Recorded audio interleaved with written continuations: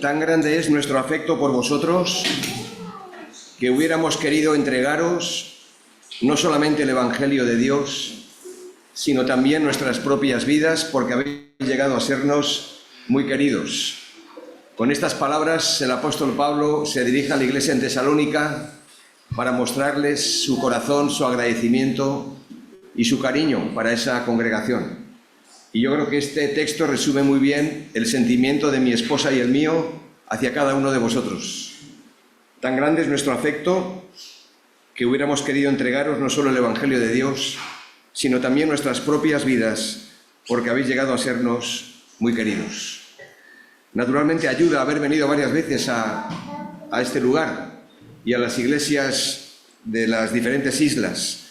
Ayuda porque nos hemos ido conociendo, nos hemos ido poniendo cara, conociendo historias, y creo que eso también nos liga, nos hace que podamos vivir una comunión más estrecha, más íntima. Bueno, como dije esta mañana, agradeceros todo el cuidado, el cariño, las oraciones, el apoyo que como obreros del Señor recibimos de todos vosotros, de las diferentes iglesias, para que la obra en el País Vasco, en ese lugar tan pequeño y tan polémico, continúe hacia adelante.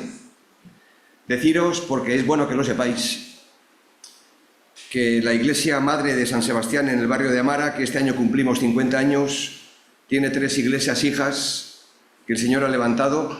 La primera en Irún, que es una ciudad fronteriza con Francia, y el grupo allí no está creciendo mucho, pero se mantiene fiel. La otra iglesia que se abrió fue en Tolosa, en el corazón del nacionalismo vasco, un pueblo del interior, una ciudad amurallada en la forma de pensar de la gente. El misionero Juan Miller, que comenzó allí la obra y a evangelizar como iglesia, no pudo ver lo que ahora nosotros estamos viendo, que es una iglesia establecida en la ciudad de Tolosa, una población de 20.000 habitantes. Y sorprendentemente, digo sorprendentemente porque la tercera iglesia, la última que nació, es la que más está creciendo y está situada en la población de Azpeitia. Azpeitia es otro pueblo del interior, de montaña, a unos 50 kilómetros de San Sebastián, y es la cuna de la contrarreforma protestante. Sabéis que la Iglesia Católica puso en marcha 2 grandes instrumentos para frenar el avance de la reforma que nació en Europa. Uno de ellos fue la Santa Inquisición, que duró 350 años en nuestro país, y el otro instrumento para frenar el avance de la obra fue el movimiento de los jesuitas, con Ignacio de Loyola. Y ahí está la gran basílica en Azpeitia, pero el Señor ha querido levantar una preciosa asamblea donde los hermanos se reúnen y donde hemos tenido que ampliar el espacio porque el local original se nos ha quedado pequeño. Así que gracias por respaldarnos en oración, y también nosotros estamos por vosotros. Seguimos de cerca vuestras noticias y también oramos para que el Señor os prospere. Pues vamos a brevemente hacer un recorrido por el tema que hemos tratado de ver estos días, yo diría que muy por encima. Pero es que el propósito que tengo es dejaros tarea para hacer en casa. Porque tenéis los audios, tenéis los mensajes, tenéis la Biblia por delante, vuestro cuaderno de notas al lado, y sabéis que un buen principio, y aquí hay maestros de la enseñanza, que un buen principio es repetir, repetir y repetir. Entonces es en base a repetir que a veces aprendemos mejor las cosas. Iglesias que crecen y se fortalecen, que lo sepa la siguiente generación, y los hijos que nacerán y los que se levantarán lo cuenten a sus hijos. Era un poquito el texto lema hacia donde he querido llevar algunos de los puntos más importantes. Y hemos estado viendo aquí los 5 temas, hoy nos falta el último. Iglesias que crecen y se fortalecen. Vimos el primer día centradas en la palabra de Dios, fidelidad al mensaje que predicamos, fidelidad al servicio que realizamos y fidelidad en la vida de santidad. Una iglesia centrada también en la preparación de siervos, el modelo del Señor Jesús, de cómo Él escogió a los suyos, los preparó, los entrenó, los envió Pablo el apóstol hace lo propio con Timoteo y su equipo, así que estos principios son importantes tener en cuenta. Vimos algunos obstáculos para que esto no se lleve a cabo, para que prestemos atención si tal vez estamos siendo parte de la solución o parte del problema. El llamado diotrefismo de aquel o de aquella persona que quiere ocupar el primer lugar y que no deja espacio a otros, la desconfianza o la despreocupación a la hora de preparar y formar a otras personas, que es parte del ministerio de cualquier iglesia local y principalmente de los ancianos. Una iglesia centrada en la transmisión del Evangelio, basados en esos textos que vemos ahí, donde vimos la gran comisión, tenemos el mandato, tenemos el modelo. Hay que hacer una gran inversión a través del evangelismo y del discipulado, los dos grandes pilares, la evangelización y la edificación, que no podemos perderlas de vista, y el gran desafío, que es el relevo generacional y la transmisión en cadena, recomendada por Pablo a Timoteo. Lo que has oído de mí en la presencia de muchos testigos, esto encarga a hombres fieles que sean idóneos para enseñar también a otros. Y esta mañana, para los que quizás no hayáis podido estar ni escuchar, una iglesia que crece y se fortalece está centrada en el príncipe de los pastores o en el pastor de los pastores. Hemos visto el texto en Hebreos capítulo 13, acordaos de vuestros pastores, obedeced a vuestros pastores, orad por vuestros pastores. Pues una iglesia centrada en la persona de Cristo. Y el texto en el que nos vamos a basar, podemos ir a él de nuevo, es Colosenses capítulo 2, versos del 8 al 15. Padre, guía tu palabra una vez más, háblanos y pon en nosotros tu presencia, tu persona, tu palabra clara, así que pedimos tu bendición. Amén.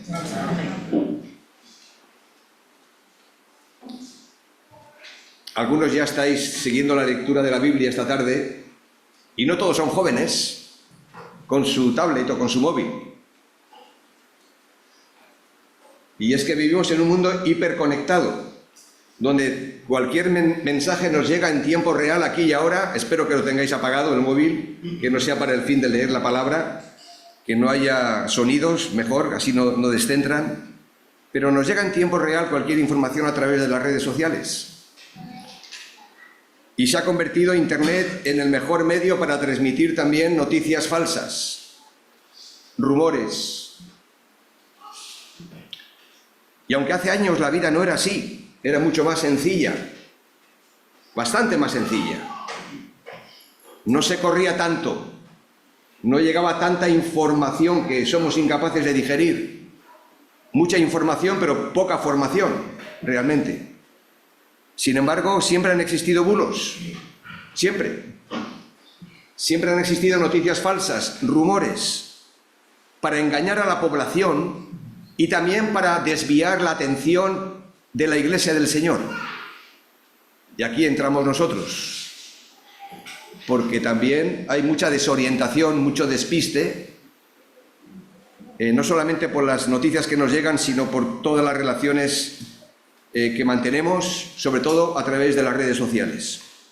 Por lo tanto, me ha parecido oportuno insistir o incidir en que una iglesia que crece y se fortalece debe estar centrada en la persona de Cristo. En el texto que hemos leído, de Colosenses 2:8, comienza el versículo 8 diciendo: mirad que nadie os engañe por medio de filosofías. Ahora, la palabra filosofía no es una mala palabra, porque significa amor a la sabiduría. El problema no es la filosofía, sino las filosofías de este mundo y los filósofos de nuestro siglo que tratan de explicar los misterios de la vida, que los hay, con sus propios patrones de pensamiento y comportamiento humano. El problema son las filosofías, y no son pocas. Los falsos maestros en el tiempo de Pablo decían que tenían ellos un conocimiento superior, como muchos hoy también presumen de ello. Es que tú no sabes nada, que solamente lees la Biblia, tú no te enteras. había quienes presumían de tener un conocimiento superior, un sistema de pensamiento más elevado y una revelación espiritual más grande. Estas filosofías de aquel entonces, muy marcadas por el gnosticismo de la época, circulaban entonces y también circulan ahora, donde quizás algunas de ellas no se oponen abiertamente a Cristo. Yo tengo amigos que cuando les hablo de Jesús no se molestan ni se enfadan si les digo que Él fue un buen maestro, porque mucha gente reconoce a Cristo como un buen maestro. Pero cuando ya les hablas de que Jesucristo es Señor, es Salvador, ya los pones en un problema, porque si es Salvador, ¿de qué me tengo que salvar yo? Así que Cristo, según como lo presentas, hasta es bien recibido. Algunos no se oponían abiertamente a Cristo, sino que decían que Cristo no era suficiente para la salvación, siendo así destronado y reducido al rango de los ángeles y otros poderes espirituales como un intermediario más. Ahí tenemos la filosofía de la nueva era, por ejemplo, que también ha contagiado a creyentes y a iglesias. Tenemos que saber, queridos hermanos, que la falsa enseñanza toma diferentes formas, básicamente dos. O se presenta como una negación de la verdad, lo cual lo puedes fácilmente identificar. Si conoces la verdad, la falsa enseñanza se presenta muchas veces como una negación de la verdad, pero otras veces se presenta como algo que hay que añadir a lo que ya Cristo ha hecho. Este fue el problema de los Gálatas, que Cristo no era suficiente para la salvación, sino que además de esto había que guardar la ley de Moisés, había que circuncidarse, había que. Y muchas religiones y sectas hoy día insisten en esto mismo. ¿Hablan de Cristo? Sí. ¿Pero le presentan a Cristo como el único y suficiente? No. Hay que añadir algo más a lo que ya Cristo ha hecho. Y Pablo confronta esta enseñanza presentando la verdad del Evangelio. Por lo tanto, qué importante es, como dijimos el primer día, conocer la verdad del Evangelio para que quede al descubierto las mentiras, las falsedades, aunque vengan disfrazadas de cierta verdad. Posiblemente no haya peor mentira que una verdad a medias. Tristemente, la Biblia para muchos ha dejado de ser normativa, lo dije el primer día. La Biblia ha dejado de ser normativa para ser solo, orientativa. A ver qué me dice a mí, a ver si se ajusta a mis patrones de comportamiento humano de la sabiduría de este mundo. Y mirad, yo noto que cuando la sociedad más se desvía de la verdad, cuando más se desvía de la verdad, más odiará a aquellos que la proclaman. Piénsalo. Pero la Escritura afirma claramente que estamos completos en Cristo. Vamos a ver algunas razones, porque sale del texto. En primer lugar, tenemos un Salvador completo. Si estás hoy aquí y tienes a Cristo en tu corazón, vamos a afirmarnos en estas verdades básicas del Evangelio, pero que son importantes. Lo redije el primer día.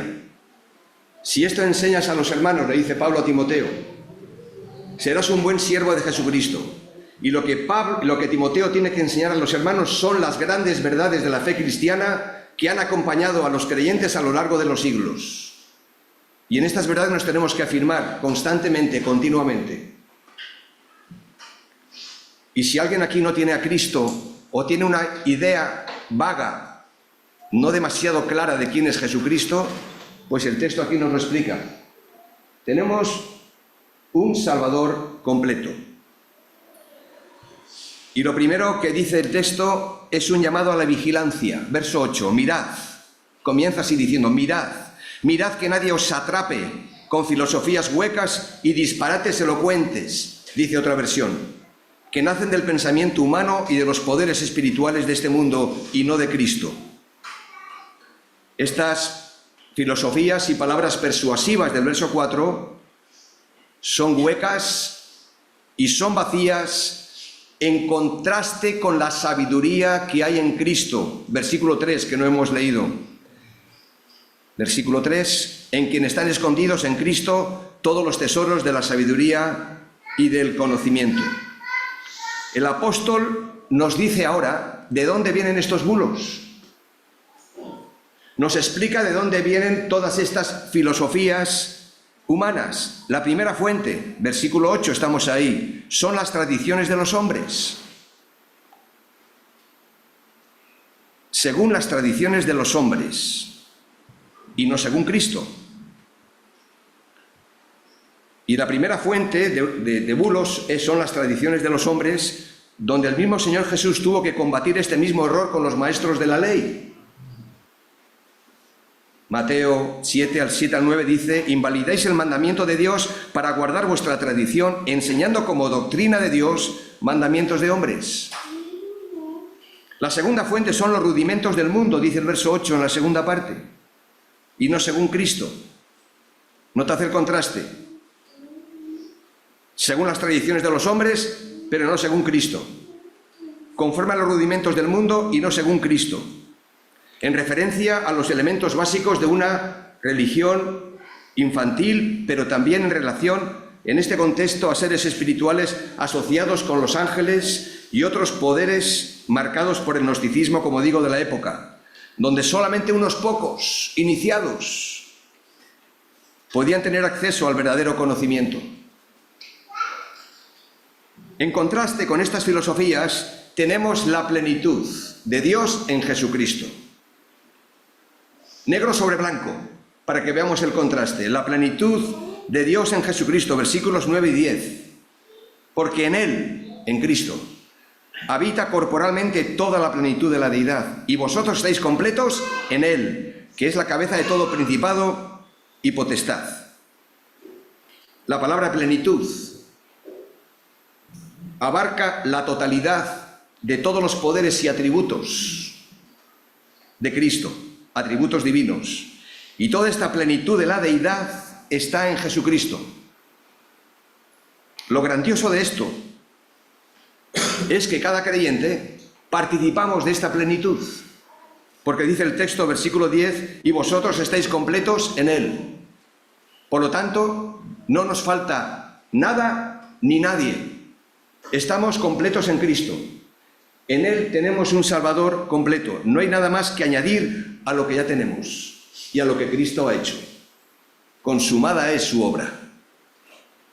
Completa, para siempre. No hay nada más que añadir. Solo nos resta bendecir y adorar lo que Cristo ha hecho a nuestro favor. Y por eso cada primer día de la semana hacemos memoria de Él. De que en Él tenemos un Salvador completo. Pues en ningún otro hay salvación. Diría el apóstol Pedro, porque no hay otro nombre bajo el cielo dado a los hombres en que podamos ser salvos. Amén. Un Salvador completo, pero hay mucho más. Versículos 11 al 12. Tenemos una salvación completa. Una salvación completa que es por gracia, por la misericordia de Dios, completa toda ella. Versículos 11 y 12, y aquí el apóstol entra en terreno ya del Antiguo Testamento, dice que en Él también fuisteis circuncidados con circuncisión no hecha a mano, al echar de vosotros el cuerpo pecaminoso carnal en la circuncisión de Cristo, sepultados con Él en el bautismo, en el cual fuisteis también resucitados con Él mediante la fe en el poder de Dios que le levantó de los muertos. Bien, la circuncisión, ¿qué era? Era la señal del pacto del pueblo judío, la señal hecha en el cuerpo. Tenemos que ir a Génesis capítulo 17. Y aunque la circuncisión era una operación física hecha en la carne, en el prepucio del niño, tenía un significado espiritual. Porque la verdadera circuncisión, luego lo predicaría el profeta Jeremías y otros, es la circuncisión del corazón. Dice Jeremías 4:4, circuncidaos al Señor y quitad el prepucio de vuestro corazón. Es decir, si la circuncisión física es una marca en el cuerpo, la circuncisión espiritual es una marca en el interior, en el corazón de la persona. Si la primera tenía que ver con cortar un trozo de piel del prepucio del niño, la segunda consistía en cortar lo que hay de pecaminoso dentro de nosotros. Cualquier persona puede circuncidar la piel de un hombre, pero solamente Cristo puede cortar y circuncidar la piel del corazón y su naturaleza pecaminosa. El ejemplo más claro lo tenemos en Abraham, en el texto que hemos leído antes en Romanos 4, que le creyó a Dios y le fue contado por justicia. Es decir, Abraham recibió primero la justificación por medio de la fe y después la circuncisión. El orden es importante. Primero recibe la justificación por medio de la fe y después la circuncisión como una señal visible de su salvación. Es decir, la circuncisión no le salvó a Abraham. Ninguna señal externa, ningún rito externo salva a nadie.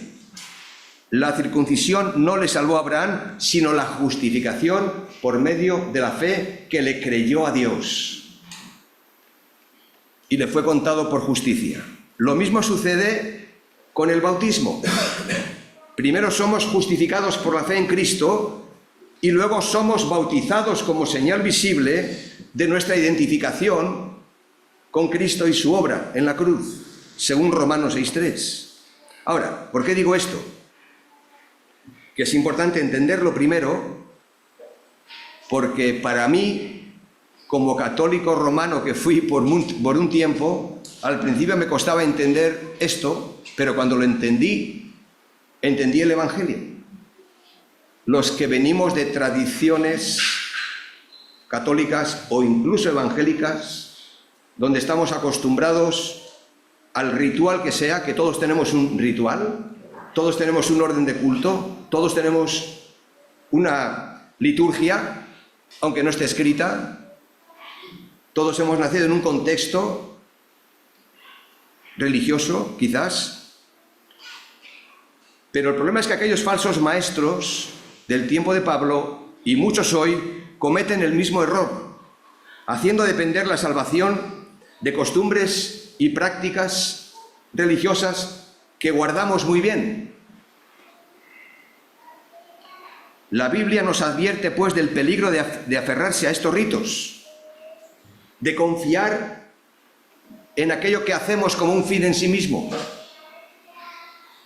porque Cristo no puede ser sustituido por ningún sistema sacerdotal ni sacramental. Es decir, el Evangelio no se puede parchear. No se puede parchear con cosas tomadas de aquí, con cosas tomadas de allí, de distintas religiones, de filosofías humanas. Ahora hay todo un movimiento ecuménico, bueno, lo ha habido siempre, tratando de aglutinar, y el eslogan es: defendamos lo que nos une y no lo que nos separa. Eso suena muy piadoso, pero eso no es verdad. El verdadero ecumenismo tiene que estar basado en la verdad del Evangelio, en la unidad. La unidad y la verdad caminan juntos. Por eso estas falsas enseñanzas son tan peligrosas, porque a veces, sin darnos cuenta, nos pueden hacer creer que si guardamos las formas, si asistimos al culto, y tenemos que asistir, si leemos la Biblia todos los días y la tenemos que leer, si seguimos diferentes prácticas, digamos, de lo que es los medios de gracia, la oración, y todo eso es saludable, pero tenemos que tener cuidado de no poner nuestra confianza en todos estos medios que están dados para llevarnos a Cristo, para mantener la comunión con Él, no para confiar en decir, bueno, pues ya he ido al culto, pues pongo una X en la casilla de hoy domingo, ya sé que nadie hace eso. Pero eso no es lo que nos salva, ni tan siquiera es lo que nos santifica en sí mismo. Qué bueno venir a escuchar la palabra y dejar que la palabra nos transforme. Pero son peligrosas estas enseñanzas o estas prácticas porque, como digo, nos quieren hacer creer que si guardamos el día del Señor, si guardamos ciertas prácticas, pues nos sentiremos bien, cuando lo importante es cuidar la doctrina y el corazón. El Señor Jesús ya nos advirtió del peligro que todos tenemos de limpiar lo que está fuera del plato y del vaso y de no prestar tanto atención de lo que está dentro. No sé si en algún campamento de jóvenes he puesto esta ilustración, pero todos conocemos esa gran masa de hielo, el iceberg, en los océanos, donde el Titanic precisamente tuvo un encuentro, una colisión con uno de estos monumentos, masa de hielo, el iceberg. Y cuando hemos visto por reportajes o en documentales o quizás en directo un iceberg, ¿qué vemos? Pues esa gran masa de hielo que sobresale por encima de la superficie, que es blanca, que es pura, que es resplandeciente, brillante. Pero solamente vemos una pequeña parte, porque la gran masa de hielo, 3 veces o 4 veces mayor, dicen los que saben, está por debajo de la superficie. Esa parte no la vemos. ¿Con esto qué quiero decir? Que nosotros podemos ver lo que tenemos por delante de nuestros ojos y los demás pueden ver, en este caso me veis a mí. Y las acciones que hacemos tienen que ser buenas, pero hacer cosas buenas no nos convierten en gente buena. Hacer cosas buenas no nos convierten en gente buena, porque el Señor no está tan interesado, aunque sí, en las acciones que tienen que ser buenas, sino en las motivaciones, lo que no se ve, lo que está por debajo, el corazón. Y a veces podemos tener esa separación entre hacemos el bien, somos buena gente, cumplimos la ley, pero el corazón, ¿cómo está? Lo que no se ve, pero que Dios lo ve, y que a veces nosotros también descubrimos por la obra del Espíritu Santo y la palabra. Con razón decía el rey David al finalizar ese precioso Salmo 139, examíname, Señor, y conoce mi corazón. Pruébame y conoce mis pensamientos. Y ve si hay en mí, porque yo a veces no lo veo, camino de perversidad. Y guíame en el camino eterno. Otro texto paralelo a esto, vamos al Salmo 19, que da la misma idea, justamente hablando de la ley de Dios, de los mandamientos del Señor, de los preceptos del Señor, que todos ellos son puros, son santos. El Salmo 19, precioso salmo, donde nos habla de la revelación general de Dios a través de la creación, donde Dios se da a conocer por medio de las cosas hechas. Por eso dice Pablo en Romanos que no tienen excusa, pero a partir del versículo 7 habla de la ley de Dios. Y dice, la ley de Jehová es perfecta, que convierte el alma. El testimonio de Jehová es fiel, que hace sabio al sencillo. Los mandamientos de Jehová son rectos, que alegran el corazón. El precepto de Jehová es puro, que alumbra los ojos. El temor de Jehová es limpio, que permanece para siempre. Los juicios de Jehová son verdad, todos justos. Deseables son más que el oro, y más que mucho oro afinado, y dulces más que miel, y que la que destila del panal. El Salmo no termina aquí. Si hubiera terminado aquí, diríamos amén. Pero notad ahora, versículo 11. Tu siervo, es decir, yo, tú, es además amonestado con ellos. En guardarlos hay grande galardón. ¿Quién podrá entender sus propios errores? Líbrame de los que me son ocultos. Preserva también a tu siervo de las soberbias, que no se enseñoreen de mí. Entonces seré íntegro y estaré limpio de gran rebelión. Y esta limpieza tiene que ver más con la limpieza del corazón que con la limpieza externa de nuestros actos. Verso 14, sean gratos los dichos de mi boca y la meditación de mi corazón delante de ti, oh Jehová, roca mía y redentor mío. Amén.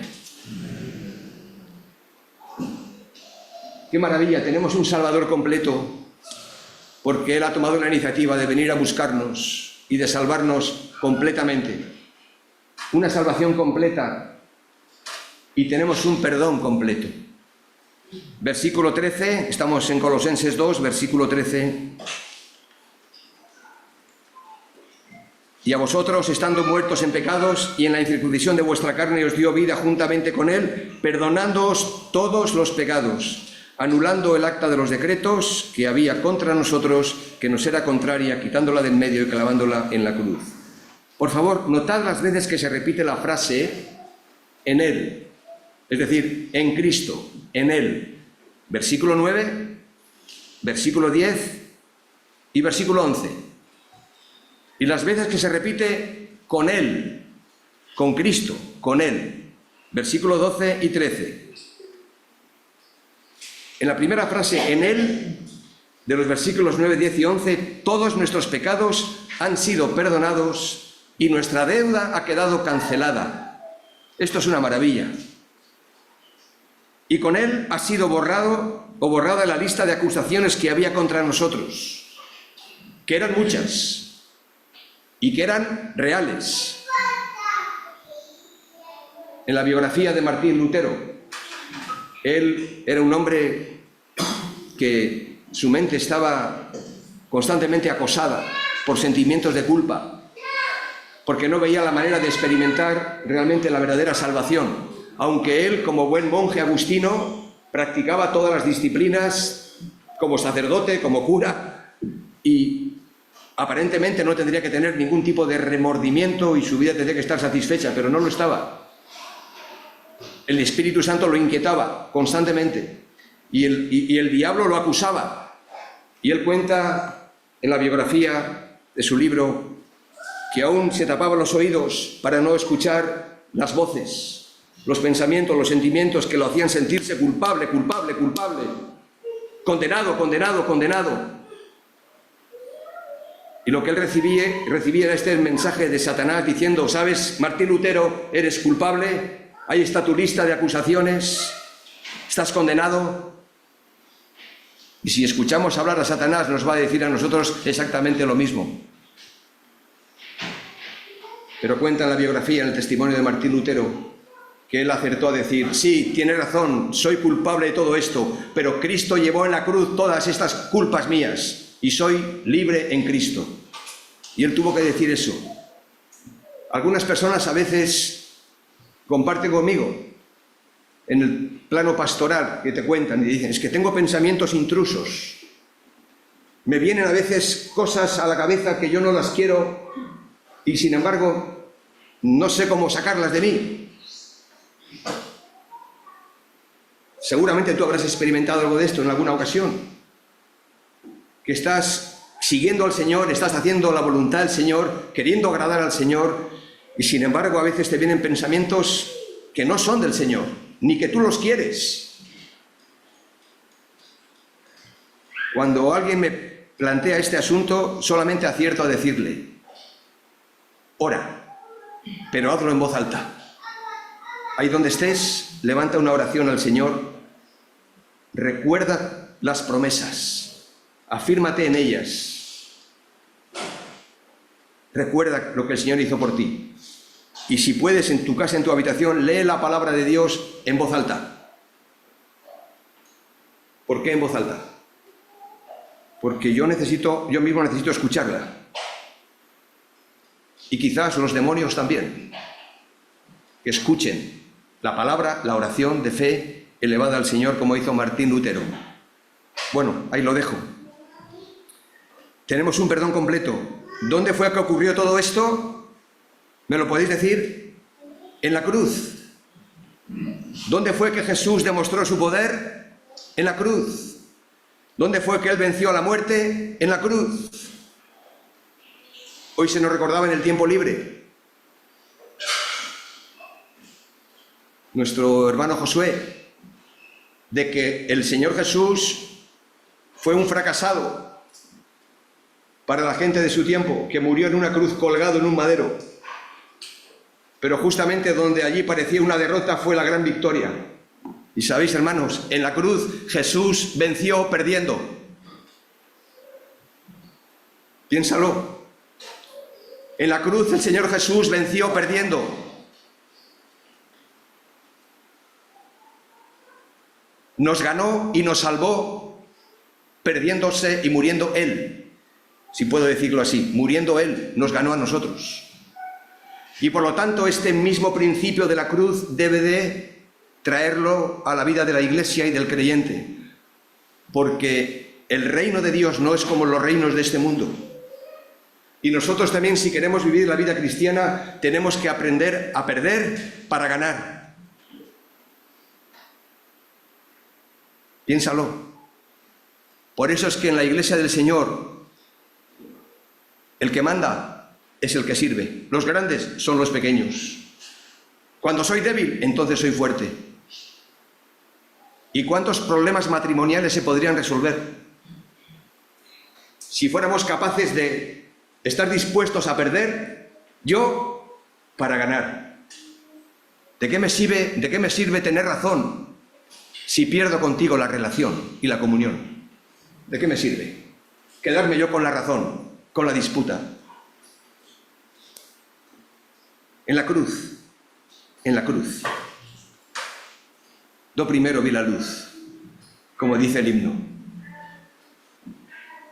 Hermanos, nuestros pecados han sido completamente perdonados, han sido llevados a la cruz y han quedado sepultados para siempre. Y la base del perdón se encuentra en el sacrificio de Cristo y en lo que Él hizo por nosotros. Así que podremos y debemos perdonarnos unos a otros en base al perdón que ya hemos recibido. Cuando alguien me dice que yo no puedo perdonar, le pregunto, ¿has sido perdonado tú? A lo mejor no puedes perdonar porque no te sientes perdonado tú.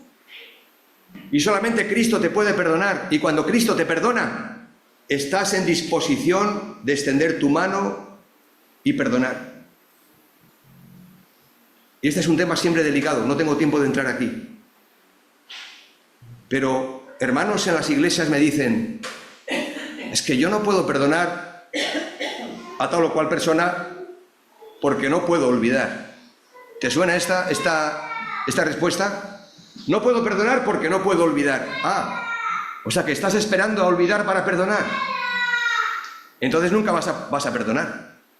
Porque no vas a olvidar lo que pasó, lo que te hicieron o lo que tú hiciste. Que siempre nos acordamos más de lo que nos hicieron, ¿no?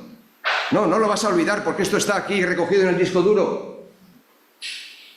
No lo vas a olvidar, lo tienes ahí. Entonces, ¿cómo puedo perdonar? Si hay alguien aquí que esté luchando con el tema del perdón, quizás recordarte que el perdón es como el amor, ágape de Dios. No es una emoción ni un sentimiento, aunque conlleve eso.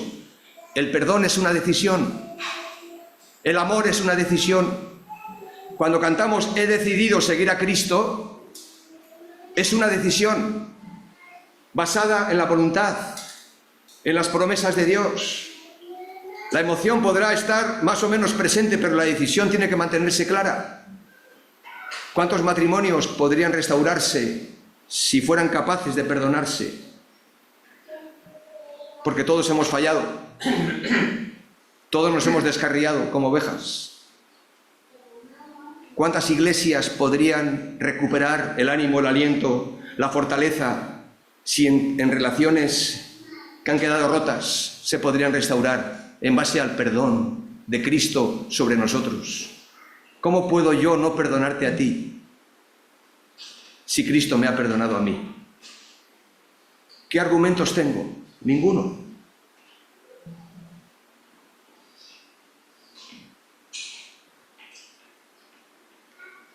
De la manera que Cristo os perdonó, verso 13, hacedlo también vosotros. Y seguimos y terminamos con una victoria completa. Porque el texto así lo asegura. No porque quede bonito la pantalla. Un Salvador, una salvación, un perdón, y una victoria completa. Versículo 15. Y despojando a los principados y a las potestades, los exhibió públicamente, triunfando sobre ellos en la cruz. Así que de derrota nada, victoria. De derrota nada, victoria, triunfo. Los triunfos de la cruz que cantamos. El Señor Jesús no solo perdonó nuestros pecados, también anuló el acta de los decretos que había contra nosotros. Clavándola en la cruz, dice el texto. Y no solamente esto, sino que también venció y derrotó. Se nos recordó esta mañana. Venció y derrotó al pecado, al diablo, al mundo. Y aquí vemos cómo derrotó a Satanás. Y vemos aquí una triple victoria sobre el diablo. Presta atención. Versículo 15. Dice, y despojando a los principados y a las potestades. Es decir, desarmó a los poderes y autoridades espirituales, despojando a Satanás y a su ejército de todas sus armas. En segundo lugar, los exhibió públicamente, los avergonzó. Y en tercer lugar, triunfó sobre ellos en la cruz. Con razón afirmaría Pablo, y afirma en Romanos 8:37, que precisamente por esto somos más que vencedores. No nosotros, sino que somos más que vencedores por medio de aquel que nos amó. Por lo tanto, estoy seguro de que ni la muerte ni la vida, ni los poderes sobrehumanos, ni las crisis financieras, ni la pérdida de un ser querido, ni el tiempo presente o futuro, ni el sistema de este mundo, ni el espacio cósmico, ni tan siquiera la enfermedad o la muerte, nada ni nadie nos podrá separar del amor de Dios que es en Cristo Jesús, Señor nuestro. Amén. Hermanos, esto nos hace vivir y dormir mejor, aunque haya problemas, aunque a veces perdamos el sueño por asuntos naturales de la vida. Pero no estamos desesperados porque tenemos esperanza. Como bien lo expresa Pablo, me encanta. Termino con esta lectura de Pablo en 2 de Corintios, por favor. Quizás alguien que esté aquí atribulado, que esté aquí luchando con dificultades serias o no tan serias, que las hay. Este puede ser y es un buen resumen. 2 Corintios 4, por favor.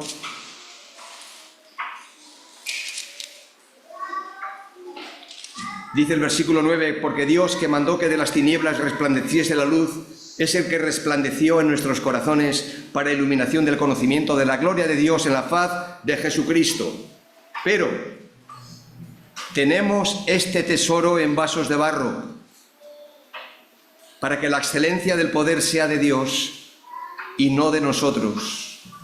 Que estamos, mirad qué realismo hay aquí, estamos atribulados en todo, mas no angustiados, en apuros, mas no desesperados, perseguidos, mas no desamparados, derribados, pero no destruidos, llevando en el cuerpo siempre por todas partes la muerte de Jesús, para que también la vida de Jesús se manifieste en nuestros cuerpos.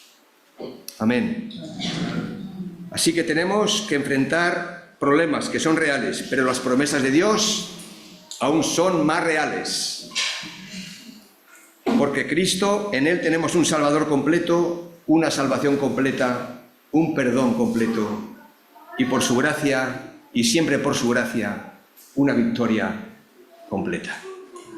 Que podamos vivir mejor para Él, dormir mejor, y que nuestras relaciones como asamblea, como familias, como pueblo de Dios, sean cada vez más cercanas, más entrañables, donde el perdón, el amor, la gracia de Dios nos permitan ver avanzar su obra.